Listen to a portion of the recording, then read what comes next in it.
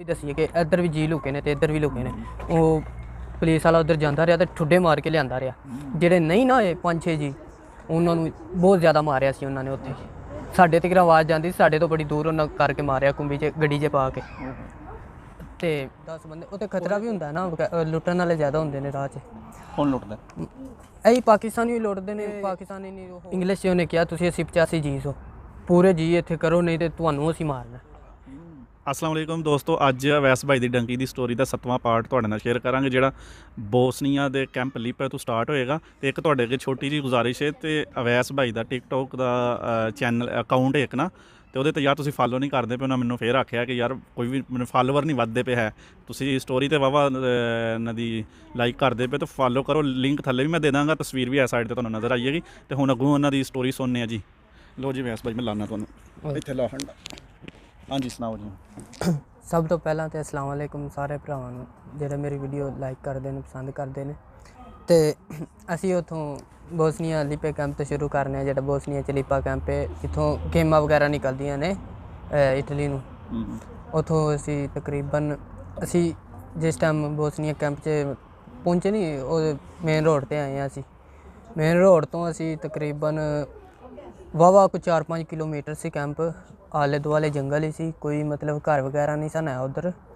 ਤੇ ਅਸੀਂ ਉੱਥੋਂ ਤਕਰੀਬਨ 4-5 ਕਿਲੋਮੀਟਰ ਅਸੀਂ 10 ਬੰਦੇ। ਉੱਥੇ ਖਤਰਾ ਵੀ ਹੁੰਦਾ ਨਾ, ਲੁੱਟਣ ਵਾਲੇ ਜ਼ਿਆਦਾ ਹੁੰਦੇ ਨੇ ਰਾਹ 'ਚ।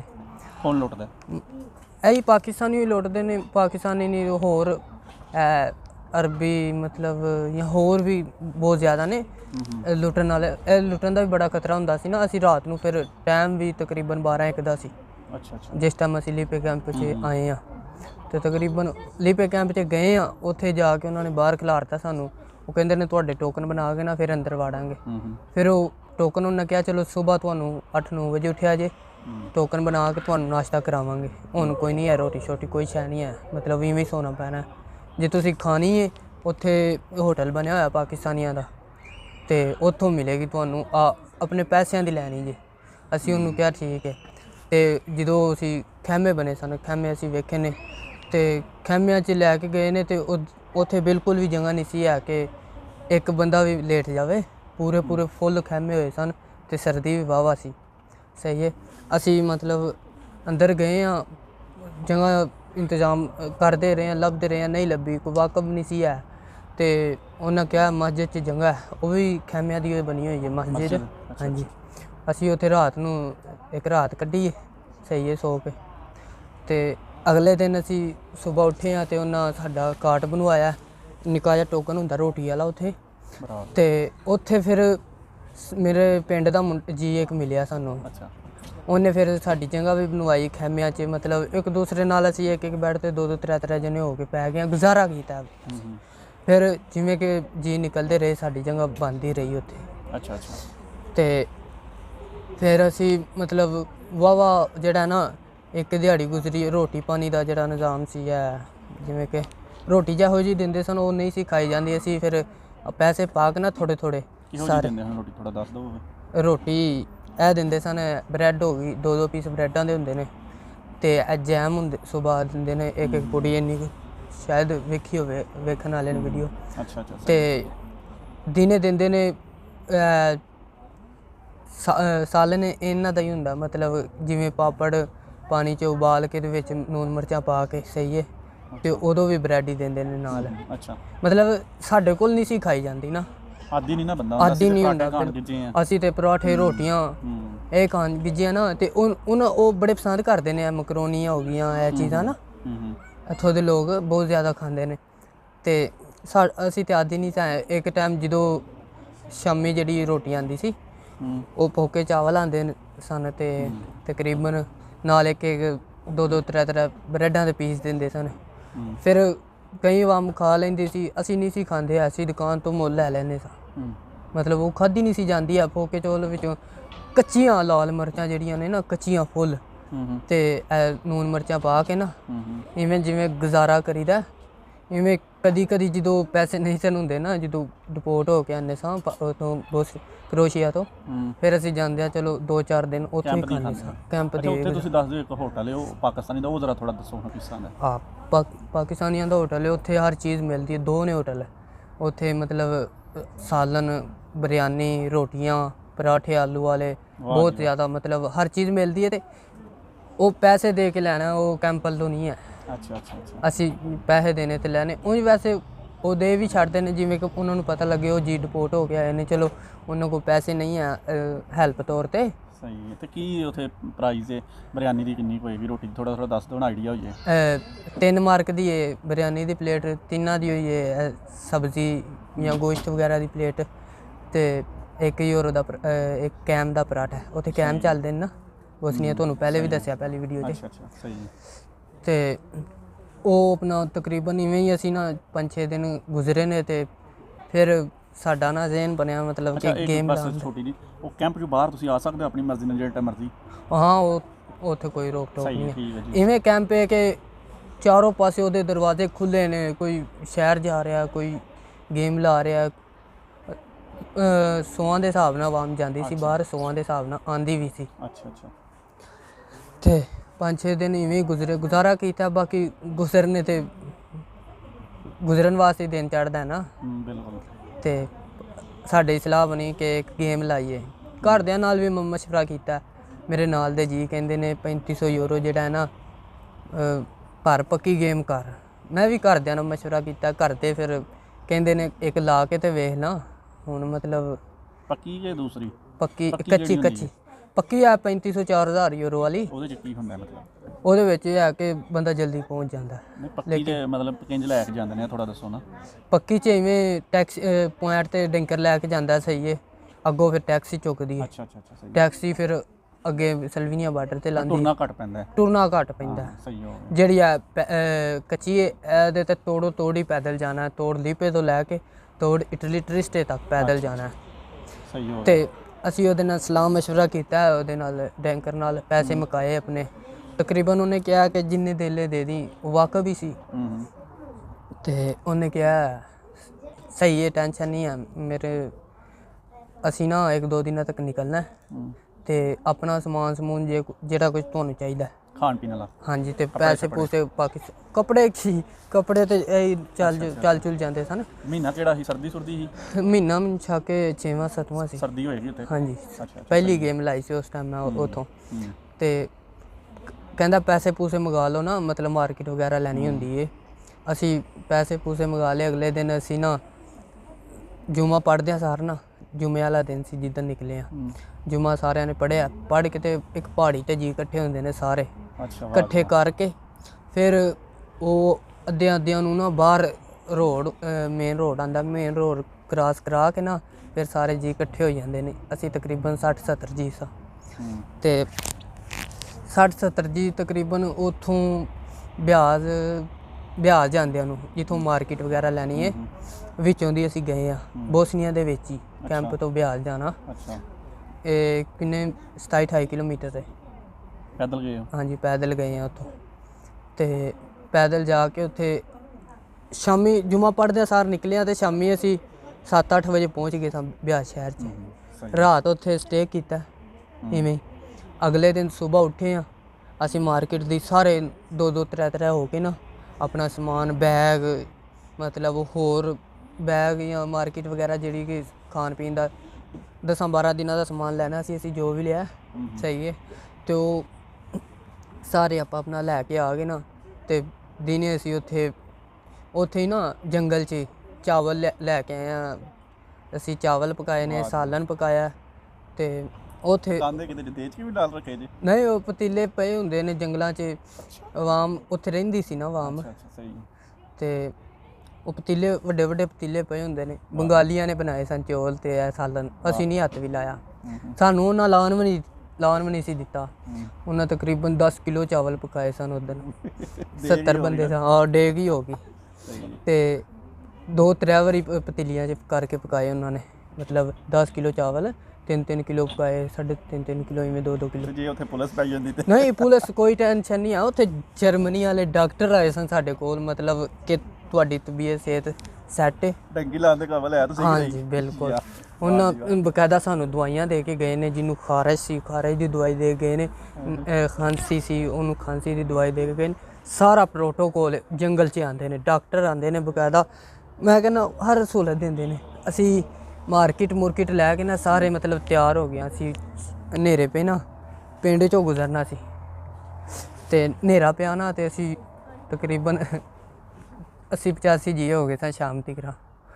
ਅਸੀਂ ਉਹ ਆਪਣਾ ਪਿੰਡ 'ਚ ਜਦੋਂ ਗੁਜ਼ਰੇ ਆ ਨਾ ਤੇ ਇੱਕ ਲਾਈਨ ਇੱਥੇ ਸੀ ਨਾ, ਇੱਕ ਅੱਧੇ ਜੰਗਲ 'ਚ ਵੜ ਗਏ ਨੇ, ਅੱਧੇ ਪਿੰਡ 'ਚ ਹੀ ਨੇ। ਇੰਨੀ ਵੱਡੀ ਲਾਈਨ ਬਣ ਗਈ ਸੀ। ਛੋਟੇ ਬੱਚੇ ਸਕੂਲਾਂ 'ਚ ਬਣਾਉਂਦੇ ਹੁੰਦੇ। ਹਾਂਜੀ ਬਿਲਕੁਲ ਸੇਮ ਇਵੇਂ ਸੀ। ਅਸੀਂ ਇੱਕ ਰਾਤ ਤਕਰੀਬਨ ਟੁਰ ਕੇ ਨਾ ਤਕਰੀਬਨ 3-4 ਵਜੇ ਤੱਕ ਪਹਾੜੀ ਚੜ੍ਹੇ ਆ, ਫਿਰ ਸੋ ਗਏ ਆ। ਤੇ ਉਹਦੇ ਤੋਂ ਅੱਗੇ ਦਿਨੇ ਉੱਠੇ ਆ 11-12 ਵਜੇ। 11-12 ਵਜੇ ਰੋਟੀ ਛੋਟੀ ਖਾਧੀ ਹੈ ਤੇ 1-2 ਵਜੇ ਨਾਲ ਫਿਰ ਟੁਰੇ ਆ। ਅਸੀਂ ਫਿਰ ਪਹਾੜੀ ਫੁੱਲ ਚੜ੍ਹੇ ਆ।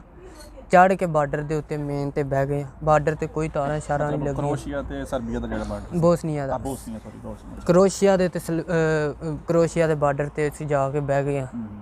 ਤੇ ਉਦੋਂ ਹੀ ਅਸੀਂ ਸ਼ਾਮੀ 6 ਵਜੇ ਬਾਰਡਰ ਕ੍ਰਾਸ ਕਰ ਲਿਆ। ਤਕਰੀਬਨ ਰਾਤ ਪੂਰੀ ਟੁਰਦੇ ਰਹੇ ਹਾਂ। ਕਰੋਸ਼ੀਆ 'ਚ ਸਭ ਤੋਂ ਪਹਿਲੇ ਆਉਂਦਾ ਹੈ ਲਿੰਕ ਰੋਡ, ਲਿੰਕ ਤੋਂ ਬਾਅਦ ਆਉਂਦਾ ਇੱਕ ਵਾਲਾ। ਲਿੰਕ ਅਸੀਂ ਕ੍ਰਾਸ ਕਰ ਲਿਆ ਤੇ ਜਿਹੜਾ ਇੱਕ ਵਾਲਾ ਸੀ ਨਾ ਉਹਦੇ ਨਾਲ ਜਾ ਕੇ ਅਸੀਂ ਬਹਿ ਗਏ ਹਾਂ। ਇੱਕ ਮੈਦਾਨ ਸੀ ਖੁੱਲ੍ਹਾ, ਉਹਦੇ ਨਾਲ ਪਿੰਡ ਲੱਗਦੇ ਸਨ ਕਰੋਸ਼ੀਆ ਦੇ। ਤੇ ਅਸੀਂ ਉੱਥੇ ਜੰਗਲ 'ਚ ਬਹਿ ਗਏ। ਅਸੀਂ ਕਿਹਾ ਰਾਤ ਨੂੰ ਟੁਰਾਂਗੇ ਤਕਰੀਬਨ 1-2 ਵਜੇ ਨਾਲ ਜਦੋਂ ਸਾਰੇ ਸੋ ਜਾਣਗੇ। ਤੇ ਉਹਨਾਂ ਨੂੰ ਸਹੁੰ ਲੱਗ ਗਈ ਸੀ। ਅਸੀਂ ਕੈਮਰੇ 'ਚ ਆ ਗਏ ਸਾਂ ਕਿਸੇ ਤਰ੍ਹਾਂ ਨਾ, ਪੁਲਿਸ ਵਾਲਿਆਂ ਨੂੰ। ਫੌਜੀ ਨਹੀਂ ਉੱਧਰ ਹੁੰਦੇ, ਫੌਜੀ ਅੱਗੇ ਹੁੰਦੇ ਨੇ। ਤੇ ਉਹ ਸਾਨੂੰ ਤਕਰੀਬਨ ਨਾ ਜਿਉਂ ਅਸੀਂ 1:30 ਵਜੇ ਉੱਥੋਂ ਟੁਰਨ ਲੱਗੇ ਆ ਨਾ, ਵਾਹਵਾ ਜਾ ਰਹੇ ਹਾਂ। ਮੈਂ ਵੀ ਸਾਰਿਆਂ ਤੋਂ ਅੱਗੇ ਹੀ ਸਾਂ, ਬੰਦਾ ਕਵੇ ਉਸ ਟਾਈਮ ਨਾ ਸਾਰਿਆਂ ਤੋਂ ਅੱਗੇ ਡੈਂਕਰ ਦੇ ਨਾਲ ਵਾਹਵਾ ਗੱਲਾਂ ਬਾਤੀ ਕਰਦੇ ਅਸੀਂ ਜਾ ਹੀ ਰਹੇ ਹਾਂ। ਸਾਨੂੰ ਪਿੱਛੋਂ ਇਸ਼ਾਰਾ ਆਇਆ ਲਾਈਟ ਦਾ, ਗੱਡੀ ਆ ਰਹੀ ਹੈ। ਕੁੰਬੀ ਅਸੀਂ ਕਹਿੰਦੇ ਹਾਂ ਉਹਨੂੰ। ਇੱਥੇ ਯੂਰਪ ਵਾਲੇ ਵੀ ਕੁੰਬੀ ਕਹਿੰਦੇ ਨੇ ਉਹਨੂੰ।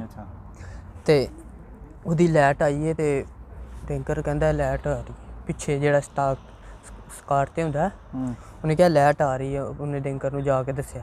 ਉਹਨੇ ਕਿਹਾ ਨਹੀਂ ਐਵੇਂ ਟੈਨਸ਼ਨ ਨਹੀਂ ਹੈ, ਸਹੀ ਹੈ। ਅਸੀਂ ਟੁਰਦੇ ਜਾ ਹੀ ਰਹੇ ਹਾਂ। ਅੱਗੇ 3 ਗੱਡੀਆਂ ਐਵੇਂ ਲਾਈਨ 'ਚ ਖਲੋਤੀਆਂ ਸਨ ਸਾਡੇ ਵੱਲ ਮੂੰਹ ਕਰਕੇ। ਉਹਨਾਂ ਇੱਕਦਮ ਲਾਈਟ ਮਾਰੀ ਹੈ। ਸਾਈਡ 'ਤੇ ਵੀ ਗੱਡੀਆਂ ਖਲੋਤੀਆਂ, ਉੱਧਰ ਵੀ ਗੱਡੀਆਂ ਖਲੋਤੀਆਂ, ਤਕਰੀਬਨ 8-9 ਗੱਡੀਆਂ। ਹਾਂਜੀ ਪੁਲਿਸ ਦੀ ਫਿਲਮਾਂ 'ਚ ਹੁੰਦਾ ਇੱਕਦਮ ਲਾਈਟ ਆਨ ਕਰ। ਹਾਂਜੀ 100 ਉਹਨਾਂ ਲਾਈਟ ਆਨ ਕੀਤੀਆਂ ਨੇ। ਅਸੀਂ ਉੱਥੇ ਹੀ ਜਿਵੇਂ ਟੁਰ ਰਹੇ ਸਾਂ ਨਾ, ਉਹ ਉੱਥੇ ਹੀ ਲੰਮਿਆਂ ਪੈ ਗਏ ਅਸੀਂ ਉੱਥੇ ਜੰਗਲ 'ਚ। ਲੰਮਾ ਕਿਉਂ ਪੈ ਗਏ? ਮਤਲਬ ਨਜ਼ਰ ਨਾ ਸਾਡੇ ਵਾਸਤੇ ਉਹ ਖਲੋਤੇ ਨੇ। ਟੈਂਕਰ ਨੇ ਕਿਹਾ ਟੈਨਸ਼ਨ ਨਹੀਂ। ਅਸੀਂ ਬਿਲਕੁਲ ਟੈਂਕਰ ਦੇ ਨਾਲ ਸਾਂ, ਸਹੀ ਹੈ। ਉਹਨਾਂ ਇੱਕ ਪੁਲਿਸ ਵਾਲਾ ਉਤਰ ਕੇ ਆਇਆ, ਚੰਗੀ ਕਮਾਲ ਦੀ ਉਹਨਾਂ ਕੋਲ ਲਾਈਟ ਹੁੰਦੀ ਹੈ। ਮਾੜੀ ਜਿਹੀ ਮਾਰੇ ਨਾ ਅੱਖਾਂ 'ਚ, ਬੰਦੇ ਨੂੰ ਨਜ਼ਰ ਘੱਟ ਆਉਣਾ ਸ਼ੁਰੂ ਹੋ ਜਾਂਦਾ, ਇੰਨੀ ਪੈਂਦੀ ਅੱਖਾਂ 'ਚ ਲਾਈਟ। ਉਹਨਾਂ ਆਉਂਦਿਆਂ ਸਾਰੇ ਇੱਕ ਗੋਲੀ ਚਲਾਈਏ ਬਾਈ ਫਿਰ। ਤੇ ਉੱਥੋਂ ਫਿਰ ਉਹਨਾਂ ਸਾਡੇ ਕੋਲ ਆ ਕੇ ਉਹਨੇ ਕਿਹਾ ਸਾਰੇ ਬਹਿ ਜਾਓ। ਵਿੱਚ ਤਕਰੀਬਨ 10-15 ਜੀ ਨੱਸ ਕੇ ਸਨ। ਤੇ ਉਹਨਾਂ ਕਿਹਾ ਤੁਸੀਂ ਤਕਰੀਬਨ ਇਹ ਇੰਗਲਿਸ਼ 'ਚ ਉਹਨੇ ਕਿਹਾ ਤੁਸੀਂ 80-85 ਜੀ ਸੋ, ਪੂਰੇ ਜੀ ਇੱਥੇ ਕਰੋ ਨਹੀਂ ਤੇ ਤੁਹਾਨੂੰ ਅਸੀਂ ਮਾਰਨਾ। ਅਸੀਂ ਉਹ ਆਪਣਾ ਇੱਕ ਮੈਡਮ ਨਾਲ ਉਹ ਫੋਨ 'ਤੇ ਵੀ ਲੱਗਾ ਸੀ, ਜਨਾਨੀ ਜਿਹੜੀ ਅਫਸਰ ਸੀ ਕੋਈ ਪੁਲਿਸ ਵਾਲੀ, ਉਹ ਦੱਸ ਰਹੀ ਸੀ। ਹੋ ਸਕਦਾ ਉਹ ਕੈਮਰੇ 'ਚ ਵੇਖ ਕੇ ਦੱਸ ਰਹੀ ਹੋਵੇ। ਹਾਂਜੀ ਬਿਲਕੁਲ। ਉਹਨੇ ਕਿਹਾ ਇੱਧਰ ਜਾ, ਉਹਨੇ ਜਗ੍ਹਾ ਵੀ ਦੱਸੀ ਹੈ ਕਿ ਇੱਧਰ ਵੀ ਜੀ ਲੁਕੇ ਨੇ ਤੇ ਇੱਧਰ ਵੀ ਲੁਕੇ ਨੇ। ਉਹ ਪੁਲਿਸ ਵਾਲਾ ਉੱਧਰ ਜਾਂਦਾ ਰਿਹਾ ਤੇ ਠੁੱਡੇ ਮਾਰ ਕੇ ਲਿਆਂਦਾ ਰਿਹਾ। ਜਿਹੜੇ ਨਹੀਂ ਨਾ ਹੋਏ 5-6 ਜੀ, ਉਹਨਾਂ ਨੂੰ ਬਹੁਤ ਜ਼ਿਆਦਾ ਮਾਰਿਆ ਸੀ ਉਹਨਾਂ ਨੇ ਉੱਥੇ। ਸਾਡੇ ਤੱਕ ਆਵਾਜ਼ ਜਾਂਦੀ ਸੀ, ਸਾਡੇ ਤੋਂ ਬੜੀ ਦੂਰ ਉਹਨਾਂ ਕਰਕੇ ਮਾਰਿਆ ਕੁੰਬੀ 'ਚ ਗੱਡੀ 'ਚ ਪਾ ਕੇ। ਤੇ ਉਹਦੇ ਤੋਂ ਅੱਗੇ ਅਸੀਂ ਫਿਰ ਉਹਨਾਂ ਨੇ ਲਾਈਨ ਬਣਾ ਕੇ ਸਾਡੀ ਤਲਾਸ਼ੀ ਲਈ ਹੈ ਸਾਰੀ। ਉਹਨੇ ਕਿਹਾ ਮੋਬਾਈਲ ਸ਼ਬੈਲ ਜੋ ਵੀ ਇਹਨਾਂ ਚਾਰਜ, ਪਾਵਰ ਬੈਂਕ, ਮਤਲਬ ਇਹ ਸਾਰਾ ਸਾਨੂੰ ਦਿਓ। ਲੈਟਰ ਹੋ ਗਏ, ਸਿਗਰਟ ਨਹੀਂ ਸੀ ਲਏ ਹੈ ਜਿਨ੍ਹਾਂ ਕੋਲ ਹੈ ਸਨ ਨਾ। ਲੈਟਰ ਅਸੀਂ ਤਾਂ ਰੱਖੇ ਸਨ ਲੈਟ ਲੂਟ ਬਾਲਣ ਵਾਸਤੇ। ਮਤਲਬ ਜੰਗਲਾਂ 'ਚ ਨਾ ਐਸਾ ਸਿਸਟਮ ਆ ਜਾਂਦਾ ਕਿ ਅੱਗੇ ਕੋਈ ਸ਼ੈਨ ਨਜ਼ਰ ਆਉਂਦੀ, ਅਗਲੇ ਅੱਗੇ ਨਿਕਲ ਜਾਂਦੇ ਨੇ, ਪਿਛਲੇ ਪਿੱਛੇ ਰਹਿ ਜਾਂਦੇ ਨੇ। ਤੇ ਏਡੇ ਗੂੜੇ ਜੰਗਲ ਨੇ, ਤਾਂ ਕਰਕੇ ਲੈਟਰ ਰੱਖੇ ਸਨ ਉਹਨਾਂ। ਲੈਟਰ, ਮੋਬਾਈਲ ਤੇ ਪਾਵਰ ਬੈਂਕ, ਚਾਰਜ, ਜੋ ਵੀ ਇਹੋ ਜਿਹੀ ਚੀਜ਼ਾਂ ਨਾ ਉਹਨਾਂ ਕਿਹਾ ਇੱਥੇ ਰੱਖ ਦਿਓ ਸਾਰੀਆਂ। ਮਤਲਬ ਉਹਨਾਂ ਫਿਰ ਸਾਡੇ ਸਾਰਿਆਂ ਦੀ ਤਲਾਸ਼ੀ ਲਈ। ਉਹਨਾਂ ਕਿਹਾ ਮੈਂ ਉਹਨੂੰ ਬੜਾ ਮਾਰਾਂਗਾ ਜਿਹਦੇ ਕੋਲੋਂ ਮੋਬਾਈਲ ਨਿਕਲ ਆਇਆ। ਸਪੈਸ਼ਲੀ ਉਹਨਾਂ 2 ਕੁੱਤੇ ਸਾਡੇ ਵਾਸਤੇ ਲਿਆਂਦੇ ਸਨ ਕਿ ਉਹ ਸੌਂ ਕੇ ਦੱਸ ਸਕਦੇ ਨੇ ਸਾਨੂੰ ਕਿ ਇਹਦੇ ਕੋਲ ਮੋਬਾਈਲ ਹੈ, ਇਹਦੇ ਕੋਲ ਨਹੀਂ ਹੈ। ਇਵੇਂ ਉਹ ਸਾਡੇ ਕੋਲ ਨਾ ਕੁੱਤੇ ਲੈ ਕੇ ਫਿਰਦੇ ਰਹੇ, ਲੇਕਿਨ ਸਾਰਿਆਂ ਨੇ ਦੇ ਦਿੱਤਾ ਸੀ ਮੋਬਾਈਲ। ਇੱਕ ਨੇ ਸੁੱਟ ਦਿੱਤਾ ਸੀ, ਉਹ ਵੀ ਸਾਡਾ ਮੁੰਡਾ ਵਾਕਫ ਵੀ ਸੀ, ਉਹਨੇ ਮੋਬਾਈਲ ਪਰ ਆਪਣਾ ਜੰਗਲ 'ਚ ਸੁੱਟਤਾ। ਕਹਿੰਦਾ ਇਹਨਾਂ ਵੀ ਤੇ ਛਡਾਣੇ ਹੀ ਨੇ ਮੋਬਾਈਲ, ਹਾਂ ਅੱਗ 'ਚ ਸੁੱਟਦੇ ਨੇ। ਤੇ ਉਹਨਾਂ ਸਾਰੀ ਰਾਤ ਸਾਨੂੰ ਨਾ ਵਾਹਵਾ ਜਲੀਲ ਕੀਤਾ, ਜਿਵੇਂ ਜ਼ਲਾਲਤ ਕਰਦੇ ਨੇ, ਕਦੀ ਐਂ ਨੂੰ ਲੈ ਕੇ ਜਾ ਰਹੇ ਨੇ, ਕਦੀ ਐਂ ਨੂੰ ਲੈ ਕੇ। ਹਾਂਜੀ, ਪੈਦਲ ਹੀ। ਆਪ ਗੱਡੀਆਂ ਤੇ ਸਨ ਨਾ, ਇੱਕ ਦੋ ਸਿਕਿਉਰਿਟੀ ਵਾਲਾ ਮਤਲਬ ਪੁਲਿਸ ਵਾਲਾ ਸਾਡੇ ਨਾਲ ਹੁੰਦਾ ਸੀ, ਅੱਗੇ ਪਿੱਛੇ ਗਰਨਾ ਲੈ ਕੇ। ਤੇ ਉਹਨਾਂ ਨਾ ਜਿਹੜੇ 5-6 ਵਾਧੋ ਫੜੇ ਸਨ ਨਾ, ਉਹਨਾਂ ਨੂੰ ਬੜੀ ਦੂਰ ਡਿਪੋਰਟ ਕੀਤਾ ਸੀ, 85 ਕਿਲੋਮੀਟਰ ਦੂਰ, ਜਿੱਥੋਂ ਕਿ ਜੰਗਲ 'ਚ ਟੁਰ ਕੇ ਆ ਕੇ ਸੜਕ ਤੱਕ ਆਉਂਦਿਆਂ ਤਕਰੀਬਨ 40 ਤੋਂ 45। ਕਿਹੜੇ ਮੁਲਕ 'ਚ ਕਰਦੇ ਨੇ? ਬੋਸਨੀਆ 'ਚ ਕਰਦੇ ਨੇ ਨਾ, ਲੇਕਿਨ ਇੱਕ ਥਾਂ ਨਹੀਂ ਡਿਪੋਰਟ ਕਰਦੇ ਸਾਰੇ ਜੀ। ਇੱਕ ਥਾਂ ਕਰਤਾ ਤਾਂ ਬੜਾ ਮਸਲਾ ਬਣ ਜਾਏਗਾ। ਉਹ ਜਗ੍ਹਾ ਜਗ੍ਹਾ 'ਤੇ ਕਰਦੇ ਨੇ, ਇੱਥੇ 20 ਉੱਥੇ ਕਰਤੇ, 10 ਉੱਥੇ ਕਰਤੇ। ਇੰਨੇ ਜੀ ਸਾਨੂੰ ਸਾਰਿਆਂ ਨੂੰ ਮਾਰ ਤੇ ਨਹੀਂ ਸਕਦੇ ਸਨ। ਜਦੋਂ ਉਹਨਾਂ 8-10 ਜੀ ਫੜੇ ਜਾਣ, ਉਹਨਾਂ ਨੂੰ ਮਾਰਦੇ ਨੇ ਸਹੀ। ਤੇ ਉਹਨਾਂ ਨੇ ਸਾਨੂੰ ਤੇ ਨੇੜੇ ਹੀ ਕਰਤਾ ਸੀ ਡਿਪੋਰਟ, ਸਹੀ ਹੈ। ਉੱਥੇ ਮਸਜਿਦ ਵਾਲਾ ਪਿੰਡ ਆਉਂਦਾ, ਬੜਾ ਮਸ਼ਹੂਰ ਹੈ ਬੋਸਨੀਆ 'ਚ। ਜਿਹੜੇ ਰਹਿੰਦੇ ਨੇ ਜਾਂ ਉਹ ਬੋਸਨੀਆ ਲੋ ਆਏ ਨੇ, ਉਹਨਾਂ ਨੂੰ ਪਤਾ ਹੋਏਗਾ ਮਸਜਿਦ ਵਾਲਾ ਪਿੰਡ ਬਿਹਾਜ ਤੇ ਲੀਪੇ ਦੇ ਦਰਮਿਆਨ 'ਚ ਆਉਂਦਾ। ਮਸਜਿਦਾਂ ਕਿਸ ਤਰ੍ਹਾਂ ਦੀਆਂ ਉੱਥੇ ਹੈ, ਥੋੜਾ ਦੱਸ ਦਿਓ। ਮਸਜਿਦਾਂ ਜਿਵੇਂ ਤੁਰਕੀ 'ਚ ਨਹੀਂ ਬਣੀਆਂ, ਇੱਕ ਮਨਾਰ ਵਾਲੀਆਂ, ਇੱਕ ਮਨਾਰ ਵਾਲੀਆਂ ਉੱਚੀਆਂ, ਸਹੀ, ਬੜੀ ਸੋਹਣੀ ਮਸਜਿਦਾਂ ਨੇ। ਸਾਨੂੰ ਮਸਜਿਦ ਵਾਲੇ ਪਿੰਡ 'ਚ ਨਹੀਂ, ਵੈਸੇ ਜੰਗਲ 'ਚ ਡਿਪੋਰਟ ਕੀਤਾ ਹੈ, ਬਾਰਡਰ 'ਤੇ।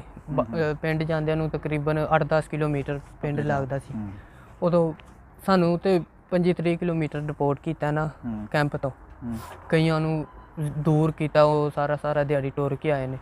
ਅਸੀਂ ਸੁਬਹ 6 ਵਜੇ ਡਿਪੋਰਟ ਕੀਤਾ ਨਾ, ਅਸੀਂ 8 ਵਜੇ ਕੈਂਪ ਪਹੁੰਚ ਗਏ ਸਾਂ, 2 ਘੰਟੇ।